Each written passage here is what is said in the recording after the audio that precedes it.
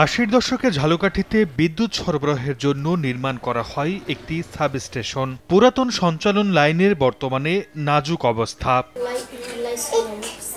এলাকাবাসীর অভিযোগ, বৈরী আবহাওয়াতে বিদ্যুৎ সরবরাহ বন্ধ করে দেয় কর্তৃপক্ষ। আর একবার বিদ্যুৎ চলে গেলে অনেক সময় ২৪ ঘন্টায়ও স্বাভাবিক হয় না।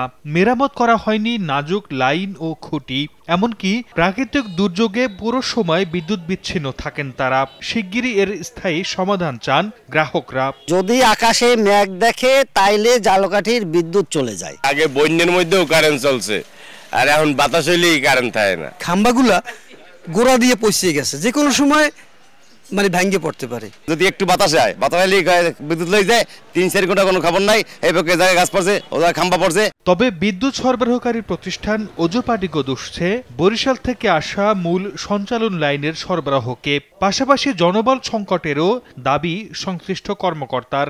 গ্রিড দ্রুত বেশি হওয়ার কারণে বিদ্যুৎ বিচ্যুতিটা অনেক সময় হয়। গ্রিড উপকেন্দ্রের কাজ যদি হয়, বর্তমান যে অবস্থা দেখতেছেন এর চেয়ে 10 টাইমস এটার ডেভেলপমেন্ট হবে।